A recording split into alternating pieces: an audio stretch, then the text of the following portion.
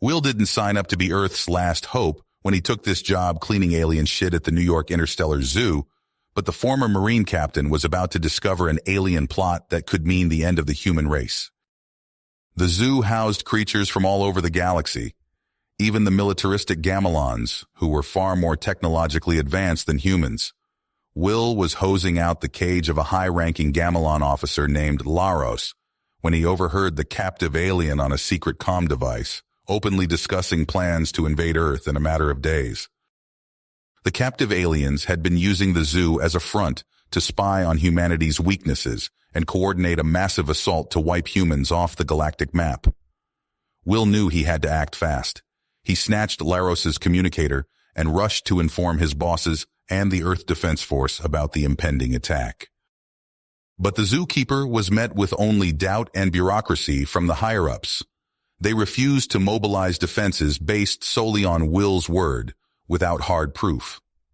Realizing he was on his own, the former soldier confronted Laros directly, drawing on his military training and Gamelon cultural knowledge to earn the aliens' grudging respect.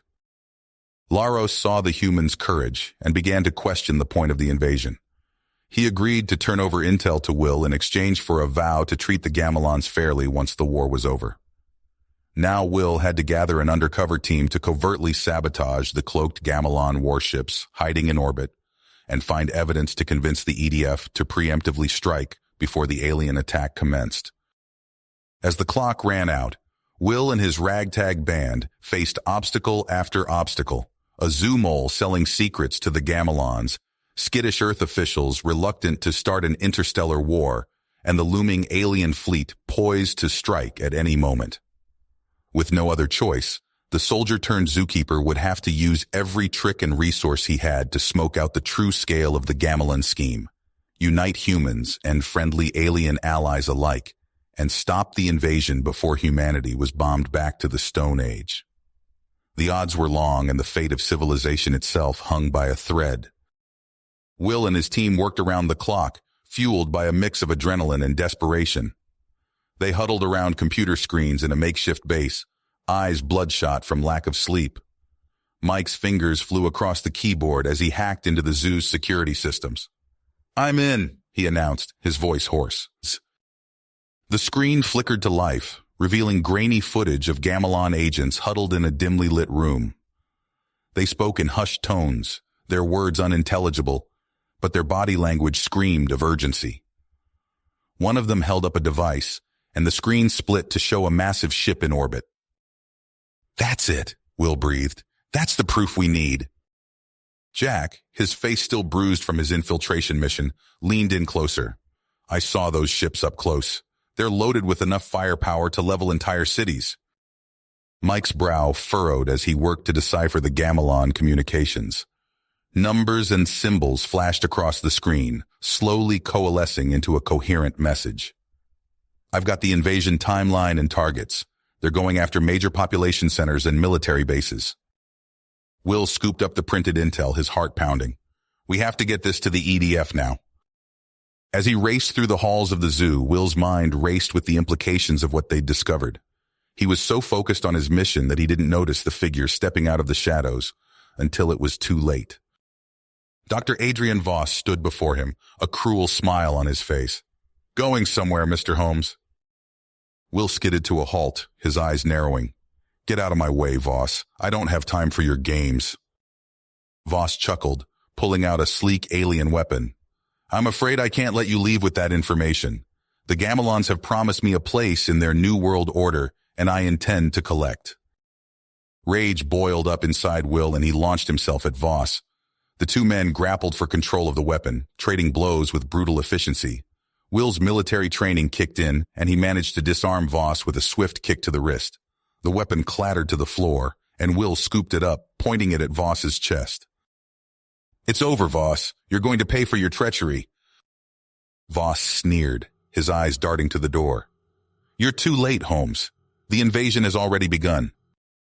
As if on cue, the ground shook with the force of distant explosions. Will's blood ran cold, but he refused to let fear take hold. He secured Voss with a pair of handcuffs and sprinted towards the EDF headquarters, the evidence clutched tightly in his hand.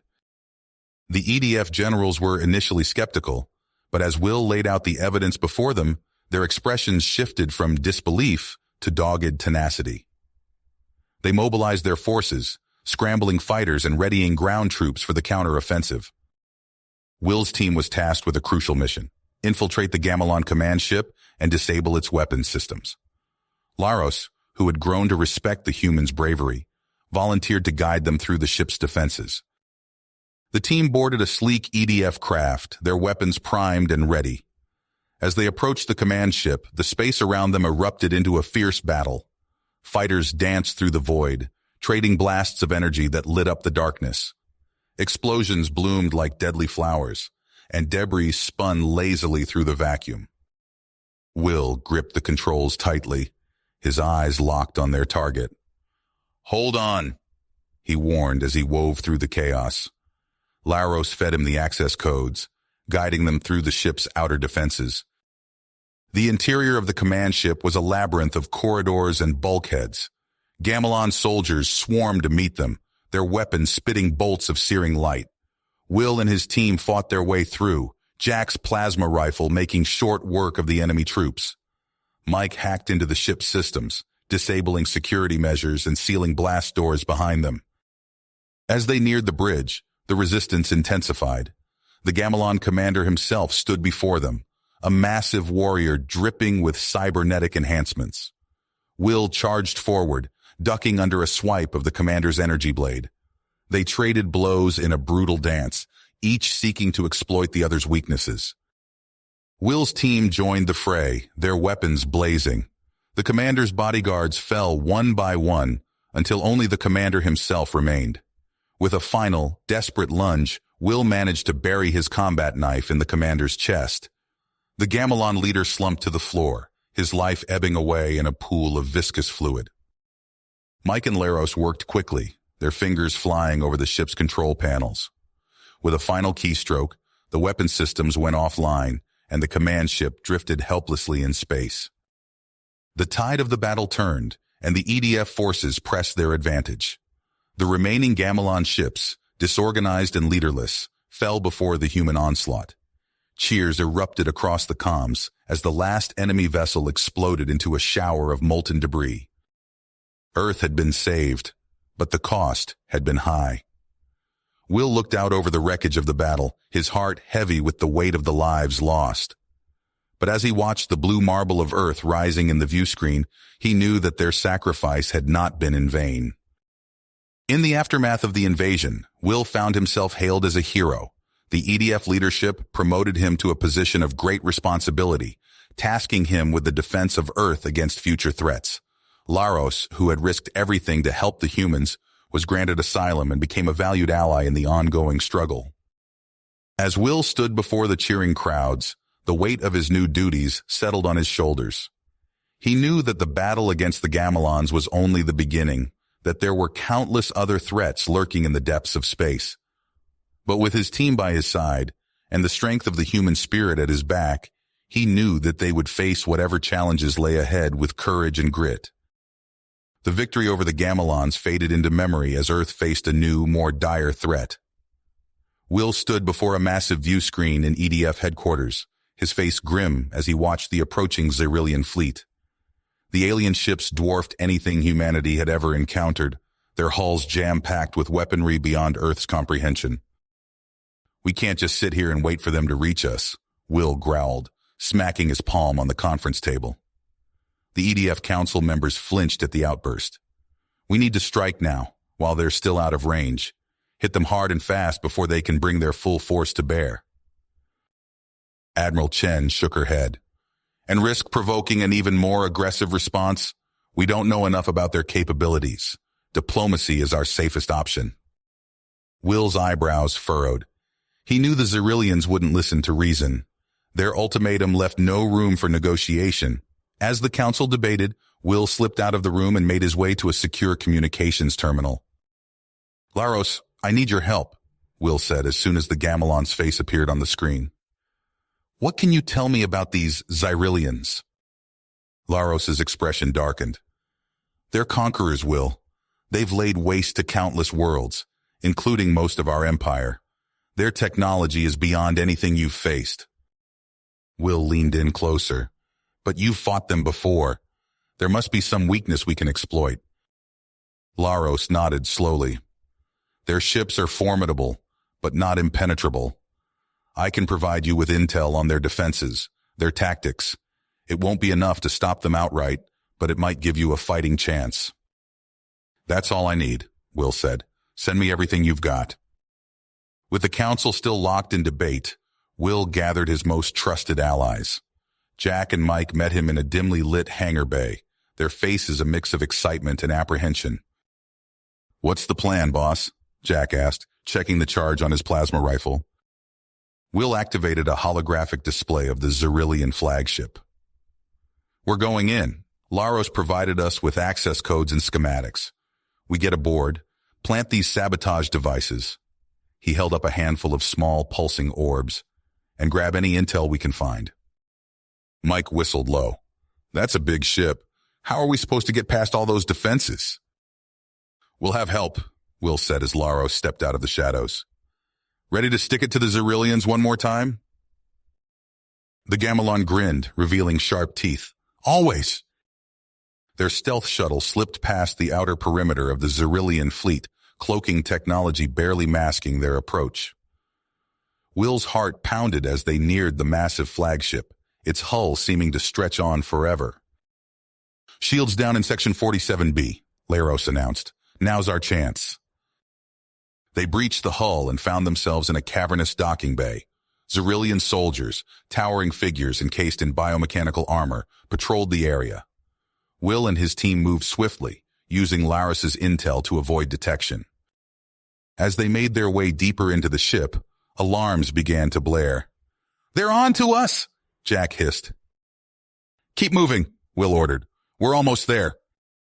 They fought their way through corridors filled with strange, pulsing technology. Xyrillian weapons fire sizzled past them, leaving scorch marks on the walls. Jack and Mike returned fire, their weapons seeming puny in comparison. Finally, they reached the central command hub. The doors hissed open, revealing a massive chamber dominated by a hulking figure, the Xyrillian Supreme Commander. Humans! The alien's voice boomed, a mixture of organic and synthetic tones. You dare to challenge the might of the Xyrillian Empire? Will raised his weapon. We're here to stop you from destroying our world. The battle that followed was chaos. Energy blasts filled the air as Will and his team fought desperately against the Xyrillian forces. Jack went down, a smoking hole in his chest. Mike dragged him to cover, frantically working to stabilize him. Will found himself face to face with the commander, dodging swipes from cybernetic limbs that could crush him in an instant. He managed to plant one of the sabotage devices on the alien's armor, the resulting explosion staggering the massive being. With a final desperate lunge, Will tackled the Xyrillian commander. They grappled on the floor, Will's muscles straining against inhuman strength. Somehow he managed to slap a pair of energy cuffs around the alien's wrists. Mike, the data! Get the data! Will shouted. Mike scrambled to the central console, downloading everything he could as more Xyrillian troops poured into the room. Laros provided cover fire, his Gamelon weapon more effective against the alien defenses. Got it, Mike yelled. But Jack, he's not going to make it. Will's heart sank, but he knew they had no choice. We have to go, now! They fought their way back to their shuttle, dragging the captured commander with them. Jack's lifeless body lay across Mike's shoulders, a final act of loyalty to bring him home. As they sped away from the Xyrillian fleet, explosions blossomed across the flagship's hull. The sabotage devices had done their work, crippling the massive vessel. Will stood before the EDF Council once more, his uniform torn and bloodied. He played the stolen Xyrillian data, revealing the full extent of their invasion plans. This is what we're up against, he said, his voice hoarse. We can't afford to wait any longer. Earth needs to mobilize everything we have. The council members sat in stunned silence, the reality of the situation finally sinking in. Admiral Chen nodded slowly. You're right, Commander Holmes. It's time we took the fight to them. As alarms sounded throughout EDF headquarters, Will turned to Laros. Think any of your people might want to join this fight? The Gamelon smiled grimly. I'll make some calls. The enemy of my enemy, after all. Will nodded, his mind already racing with plans for the coming battle. The Xyrillians were coming, but Earth wouldn't go down without a fight. Will stood before Jack's empty locker, his hand resting on the cold metal door. The loss of his friend caused great concern on him, but there was no time to mourn. Earth needed him now more than ever. He turned to face the makeshift war room, where Laros hunched over a holographic display of Earth's orbital defenses. The Gamelon's fingers danced across the controls, adjusting shield frequencies and weapon alignments. How's it looking? Will asked, stepping up to the display. Laros glanced up, his alien features set in a grim expression. Better, but not good enough. The Xyrillians will be here in less than 72 hours. Will nodded, studying the intricate web of defenses they'd cobbled together.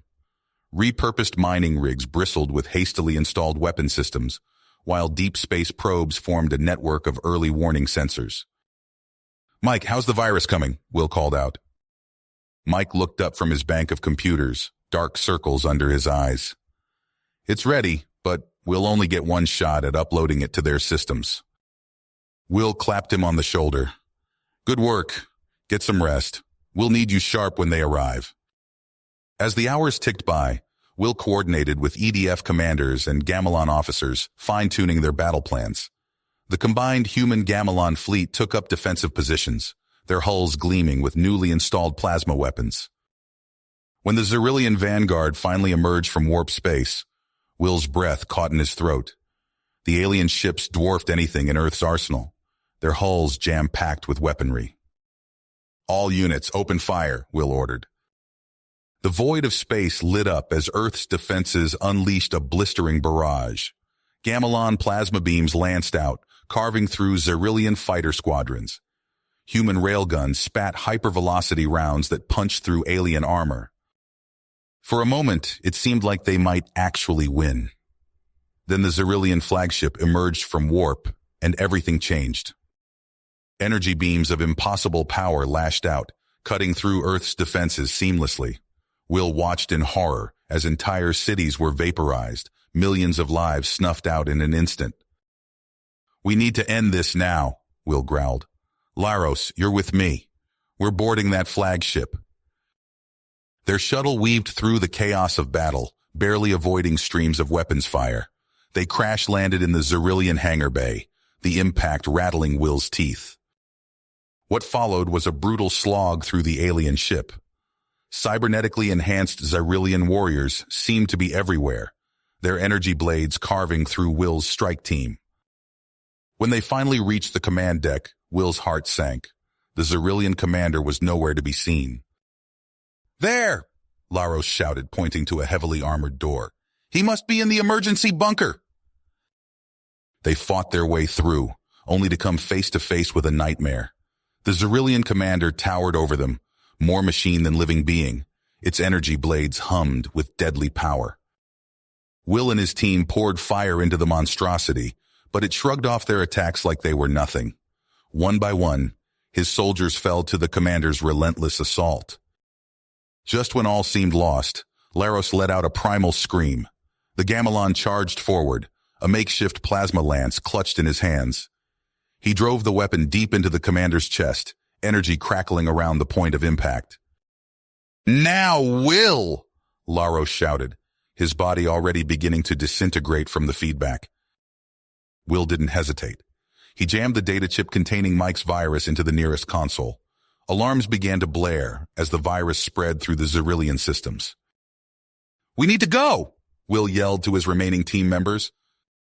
They sprinted back to their shuttle, the ship coming apart around them. As they lifted off, Will caught one last glimpse of the Xyrillian flagship before it erupted in a cataclysmic explosion.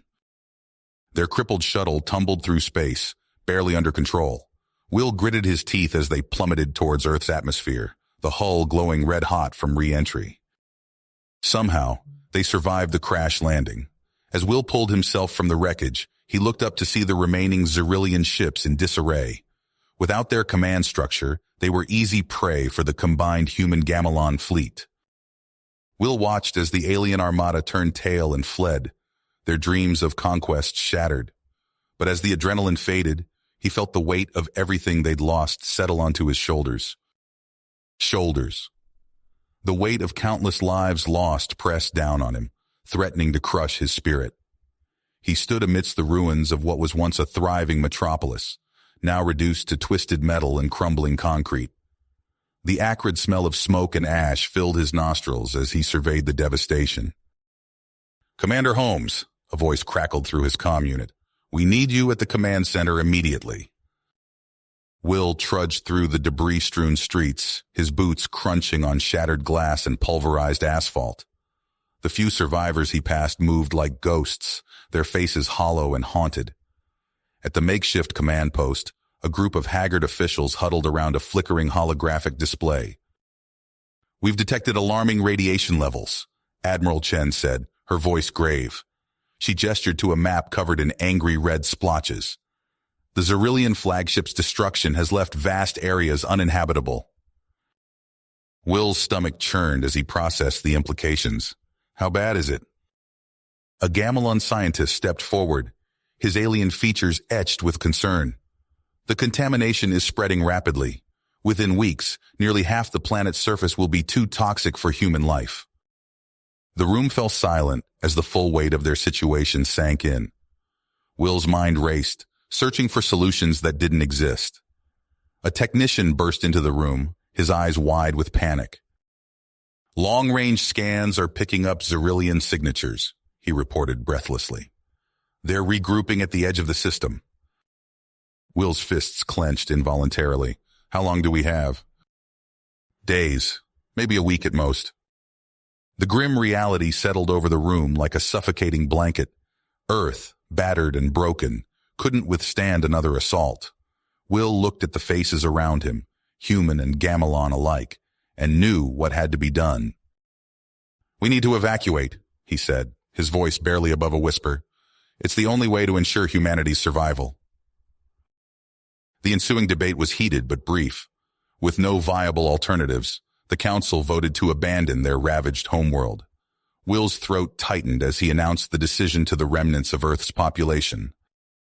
As frantic preparations for the exodus began, Will found himself overseeing the retrofit of a massive colony ship.